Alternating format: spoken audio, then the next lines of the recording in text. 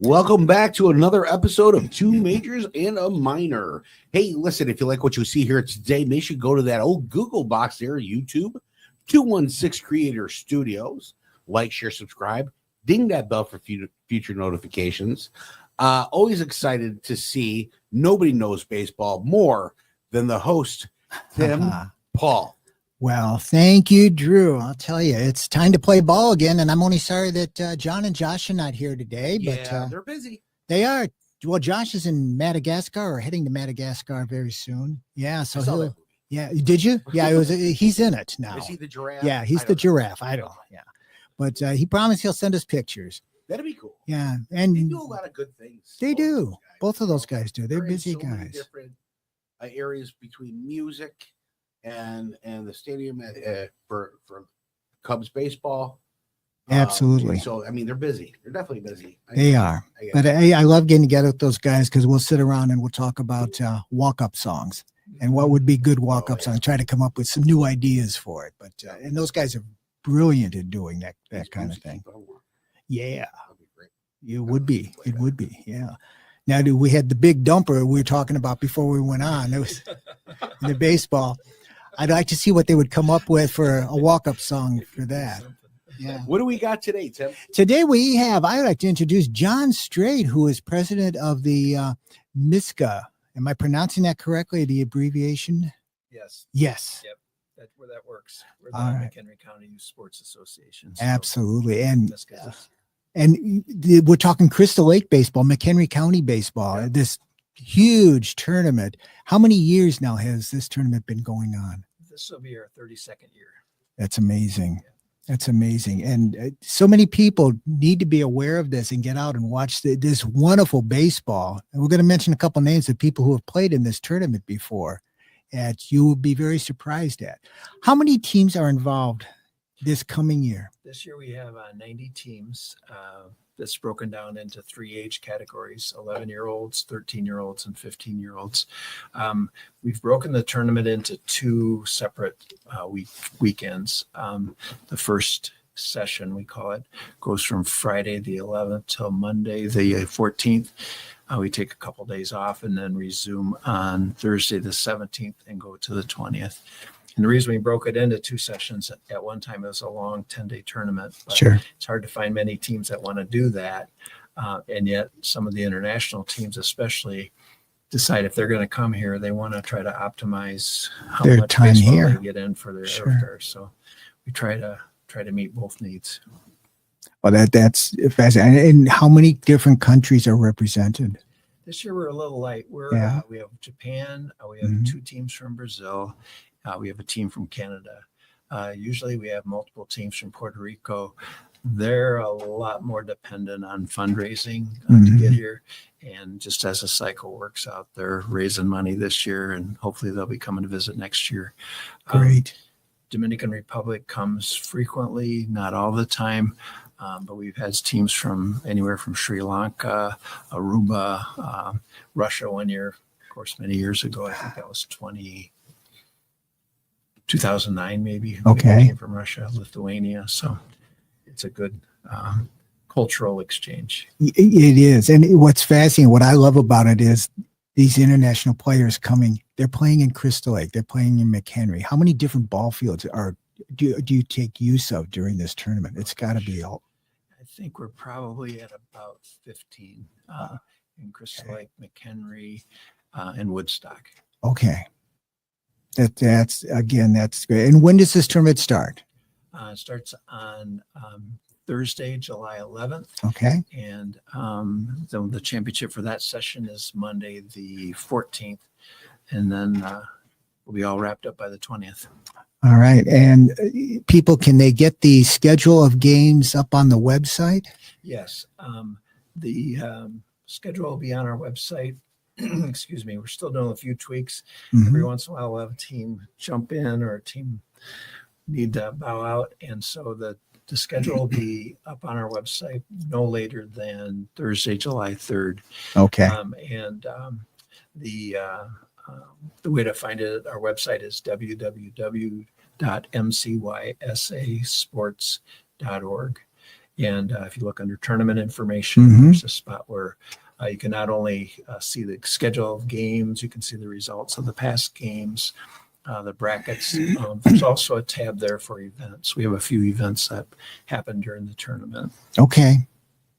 That'd be fantastic. In fact, we may want to go take in a ball game or two ourselves and do a little spot film. Yeah, that would be fantastic. Now, I find it fascinating because if you go to see these games, you never know who you're going to wind up watching, who's going to end up in a major league uniform. That's right. There's Eloy Jimenez is played in this tournament, and Bobby Miller, Quinn Barker, Helid Ramos, and Andrew Benintendi, who's with the Southside team from Chicago. But an interesting name that I find interesting, maybe you can tell us a little more. Nick Martini. He's a local Crystal Lake graduate, and he had a cup of coffee with the Cubs before he moved on, but he is still playing Major League Ball this year. Yeah. So tell us about Nick Martini. When did he play here and who for? Oh my gosh. So he must have played. I have to gauge it off when my sons were in the tournament. So it would have been probably 2000, I believe, is when he was in the tournament. And he was playing for at that time it's called the Crystal Lake Travelers. So he was, it hardly seems possible that it would have been 2000, but I think that's right. Yeah. I still remember seeing him we were watching when he hit his first home run in the major leagues for the Cubs. Oh my gosh. And that it seems a while ago, but it's only a couple of years ago that he was doing that. Yeah, he's had every year he ends up on a different team, it seems, and he's continued to do well. That's okay. Hitter. Yep, he certainly is. He sticks around for 10 years, gets that service time in, you'll be fine. But that's one of the cool stories that have come out of this tournament. Yes, yeah. I correct myself. I think it must have been 2002 that he played in the tournament. Okay. But still, that's a long career. It certainly is.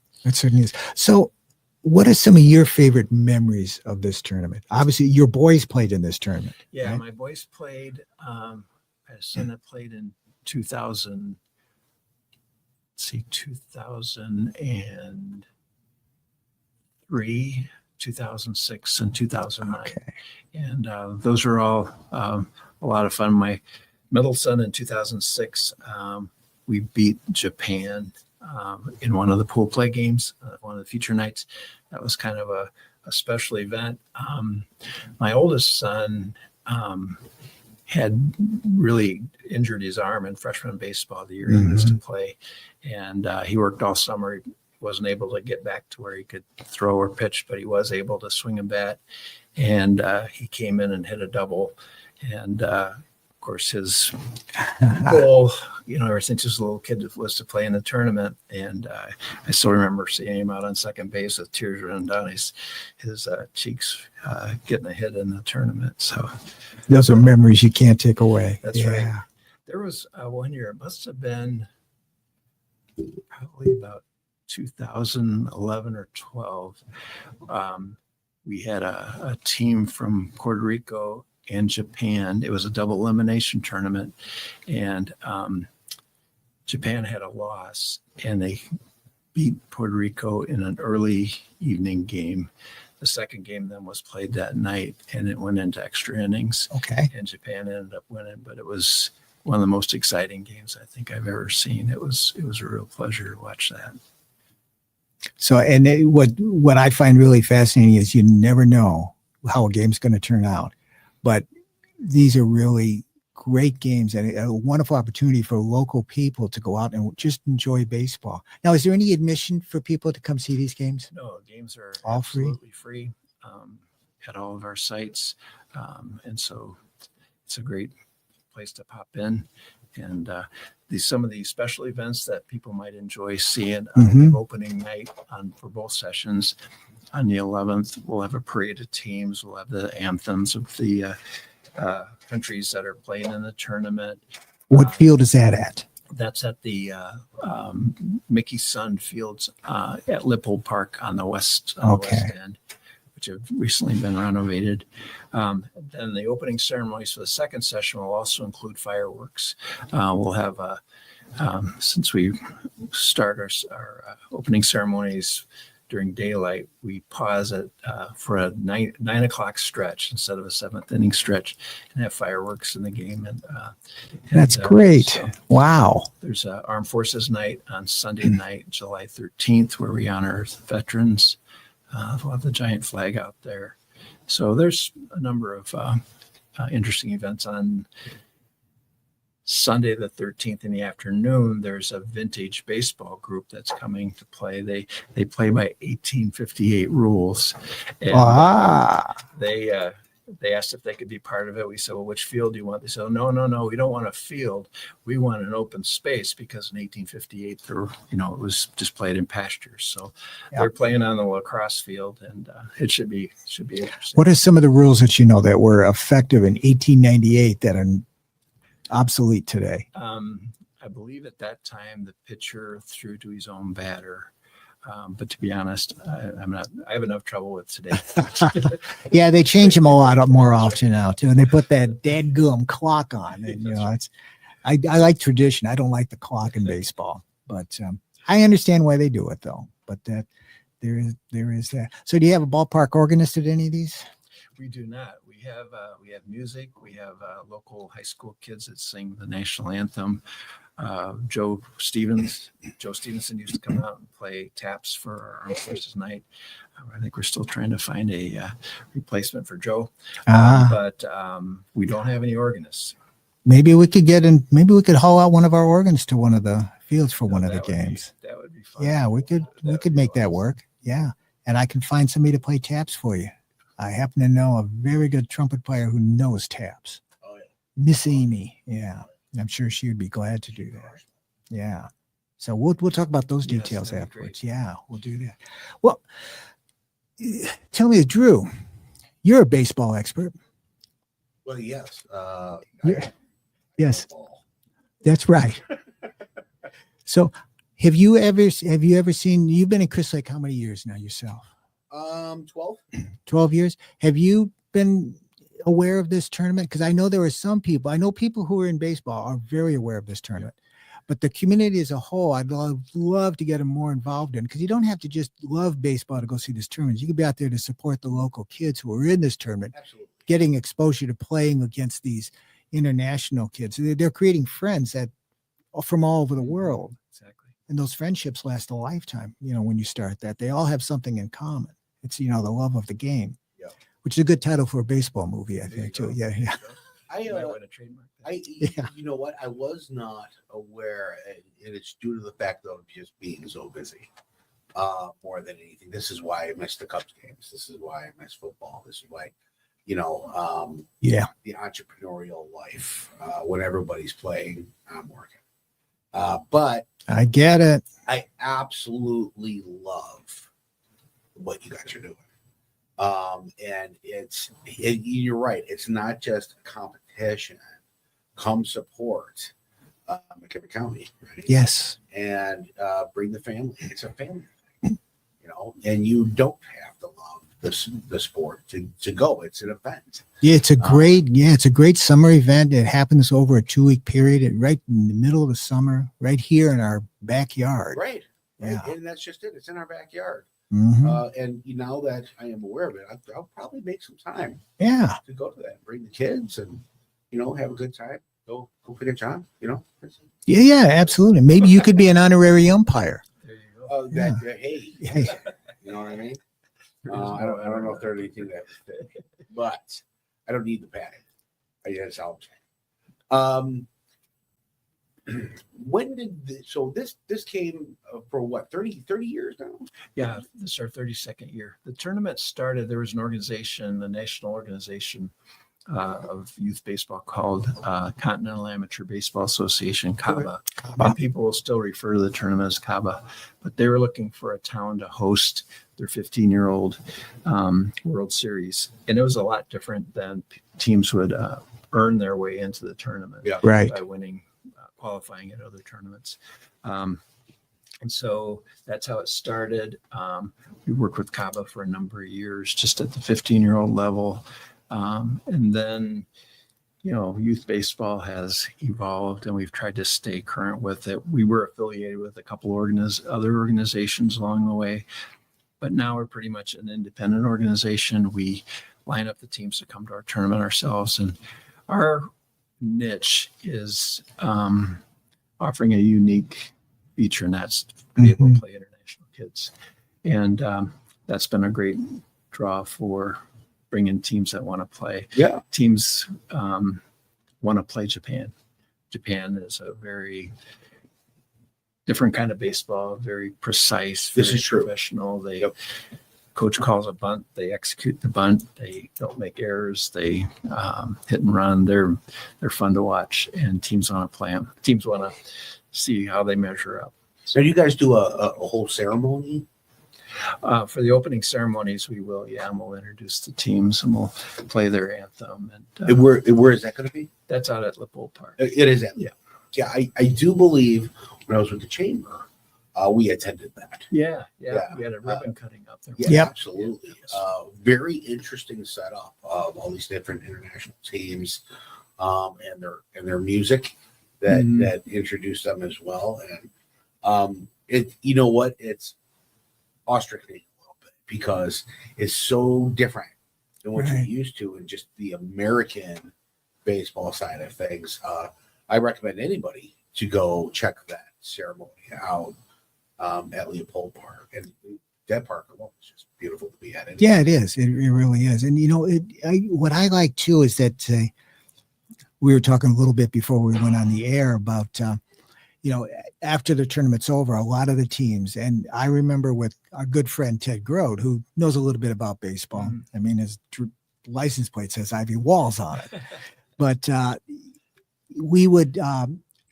remember my son and I and my brother and I helped Ted chaperone a busload down to Wrigley Field for afterwards. So, and we were with a group, I believe we were with the Puerto Rican group at that time. And it was fascinating. They couldn't wait to get to Wrigley Field and see that Major League Ballpark beforehand. What was tricky was trying to keep track of them leaving and coming back. That's right. Come back. Yeah. Leave with the same number you came with. That's right. Yeah, and hence the chaperone part. We got to work. I thought we were just going to a ball game, But it was fascinating, and I know you still do that. This year it happens to coincide with the All-Star break, so it won't be down at Wrigley Field. But Kane County Cougars, which is a great minor league ballpark in the area here, and that some of the teams are going to go down there, I understand, this year. We're going to have a number of Japan, the two Brazil teams, Canada, a team from Colorado, a team from California. They're all going to go with us down to the Cougars game. And Cougars are very accommodating. They've got a special commemorative hat that all the guests will get. We'll have a parade of teams on their field. Some members of the visiting teams to our tournament will be throwing out the ceremonial first pitch. So they do a nice job for us. That's After great. the tournament's over, Japan's sticking around for a couple of days so they can go to a Cubs game. They have been able to work it out the last couple of years to meet Seiya Suzuki. Oh, yeah. Imanaga. And the Cubs have been very accommodating to make that work. And fortunately, it's worked out for the last couple of years, but it's a real thrill for those guys. I bet it is. Yeah, because that's those kids' childhood idols. Yeah, because they watched them playing over in Japan for many years. Yeah. As I look at the table to make sure there's nothing heavy for Tim to throw at. Why not the Sox? Why don't they go see the Sox? No Japanese players have played for the White Sox. That's right. However, there is a former alumni of this tournament that does play for the White Sox. Betintendi. I don't have to pronounce his name. And Jimenez Don't try. used to be. Well, Jimenez played for the Cubs and the White Sox. He did. He played for both sides. Yeah. One of the real keys to the tournament, as I said, having international teams is our draw, and getting international teams to come is dependent on us to be able to homestay. And I believe it's 46 families this year are opening their home to host players from either Japan or Brazil for a week at a time. And again, these organizations come to our tournament because we can offer homestay. They can go to other tournaments and stay in hotels, but they really like for their kids to get the experience of living in an American family, learning about our culture. Sure. And so we like to think of ourselves as a little bit more than just a baseball tournament. And so we're always looking for people that are interested in homestaying. And again, this year we were fortunate to scramble to get 46 different families to help us. So that's. Are you still looking, or have you filled it all this year yet? We could probably use one or two more. We've got a couple families that are doing it who are. I'm not saying they're doing it under duress, but they have other things going on that week. So there's going to be a lot of juggling. Yeah, it'd be a lot simpler if they had somebody to relieve them. But if anybody out there has the opportunity and can offer their home for a couple of young baseball players from a foreign country. Please do. It is an experience, right? For youth around the world. I love that. We keep in touch with boys that we homestayed years ago. A couple boys from Brazil, and see, and that's the cool experience part of it now. Yeah, you stay in touch. You can stay in touch through WhatsApp or Facebook or whatever. So here's remember that for the rest of the lives. So, and you have to excuse my ignorance a little bit on international baseball. Are there slight changes, rules, or regulations that when you're doing an international game, is it all the same? That's a good question. I know that they play by our rules when they come, but I'm not aware what might be different about our rules than theirs. Right. So that's home team advantage a little bit. They never complain about the rules, but and the teams from Puerto Rico, I believe they play by the same rules as we do. Yeah, Dominican Republic, stuff like that. They're used to that. There's a lot. It's pretty universal. The rule changes are, for the most part, I think from country to country, I think are things that break from the tradition. The traditional rules are the same, I think, for all countries. But the things, here in America and maybe some of these other countries, things like the pitch clock and my favorite, the imaginary runner in extra innings. I don't mind watching an 18-inning ball game. That's just not going to happen anymore because they start out with a runner on second base every time. Is that true? It's true. Wow. Yeah, it's a terrible rule. I'm sorry, but I just don't care for that rule. But I can boast that we don't have that rule. Excellent. Yeah. We, a lot of the travel tournaments that kids play in, they have time limits. They're trying to make money. They're renting fields. They're trying to get everything done. And because of the generosity of the local park districts and high schools and the city of Woodstock, we're able to manage the fields well enough that we don't have any time limits. We don't have any ties. Ties are played out. We had a game, I believe it was last year, 15 innings. So, it's different being a nonprofit organization that just wants to give the kids a good experience. And it's great because the community is supporting you in doing that. The city governments and the governing bodies like the park district, they're there for you to help with that. And that's awesome. And we have a great community like that. We do. Yeah. Very supportive. Very supportive. So that's fantastic. Well, there's one thing that we always do on two majors and a minor that we're going to do again, if you're okay with it. Unfortunately, we didn't bring in the keyboard or the organ, but we always pause it. We always finish with the seventh inning stretch. So shall we do that? Let's go to the seventh inning stretch. All right, everybody. We're signing off again. And as we always do as tradition, it's take me out to the ball game in the seventh inning stretch. John, you going to help? I will. Okay. Can you start us off with a 1 and a 2? A 1 and a 2 and a 3. Take me out to the ball game. Take me out to the crowd. Buy me some peanuts and cracker jack. I don't care if I Never get back. for the hobby. Yeah, come They don't win